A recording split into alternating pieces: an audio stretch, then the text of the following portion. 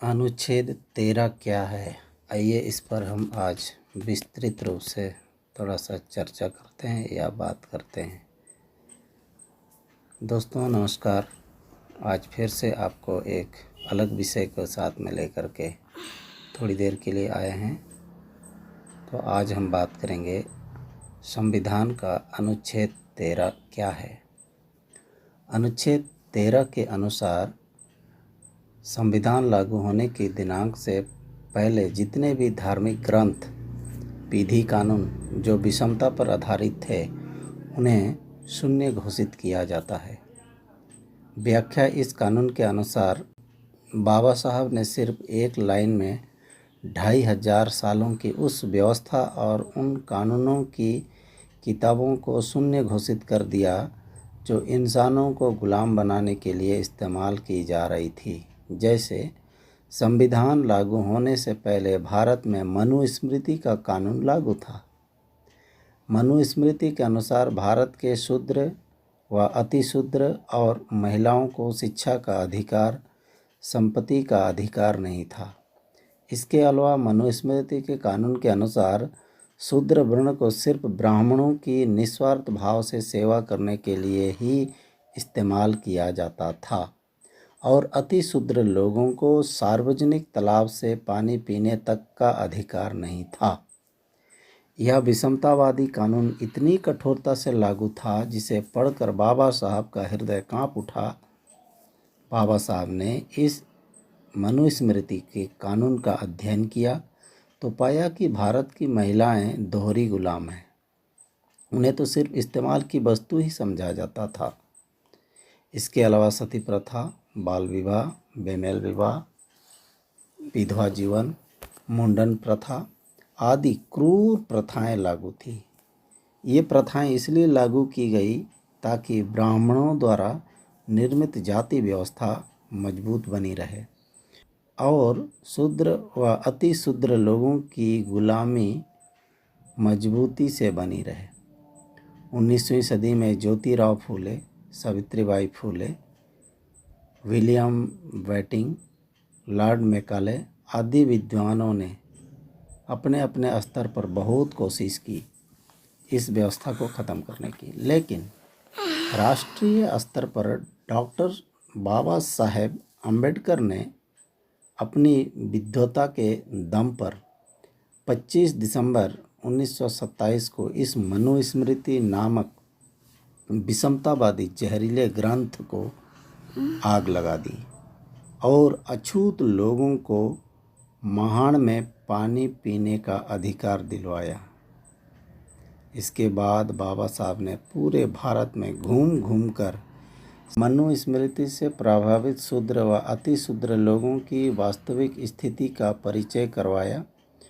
1931-32 में बाबा साहब ने इन 90% लोगों को वोट का अधिकार दिलवाया, यानी मतदान करने का, सबके लिए प्रतिनिधित्व का अधिकार, विधिमंडल में उचित प्रतिनिधित्व और शिक्षा का दरवाज़ा राष्ट्रीय स्तर पर सबके लिए खुलवाया। जब संविधान लिखने की बात आई तो बाबा साहब ने ब्राह्मणवादी तमाम शक्तियों, कानून और धर्म ग्रंथों को जो इंसान को इंसान नहीं मानते थे महज एक लाइन में समाप्त घोषित कर दिया।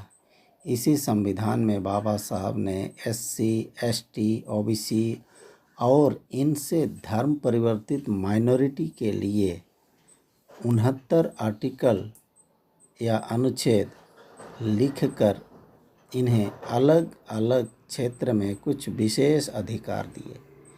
इन्हीं 69 अनुच्छेद की वजह से हमें मिले अधिकार ही इन ब्राह्मणवादी मनुवादी लोगों को बर्दाश्त नहीं हो रहे हैं और इन्हें ख़त्म करवाने के लिए रात दिन प्रोपेगेंडा और धर्म भ्रम, पाखंड, अंधविश्वास, साम दाम दंड भेद का इस्तेमाल कर रहे हैं और संसदीय बहुमत का गलत इस्तेमाल करते हैं। इसलिए ये लोग भारत में भाईचारा और एकता नहीं चाहते, क्योंकि भाईचारा और एकता होने की वजह से इनकी व्यवस्था खत्म हो जाएगी और हमारी संवैधानिक व्यवस्था लागू हो जाएगी। अब बात करते हैं अनुच्छेद 14 क्या है।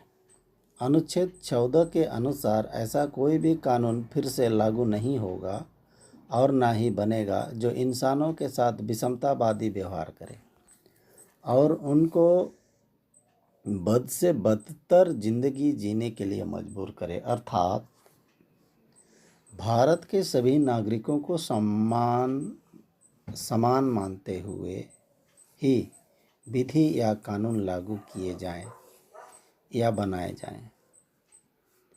भारत की संसद में चाहे किसी भी पार्टी की या बहुमत हो, इस बहुमत के आधार पर ऐसा कोई कानून नहीं बनाया जाएगा जो पूर्व में मौजूद व्यवस्था को मजबूत बनाए और एक कम्युनिटी को इस कानून के दम पर तानाशाही करने के लिए संरक्षण प्रदान करता हो।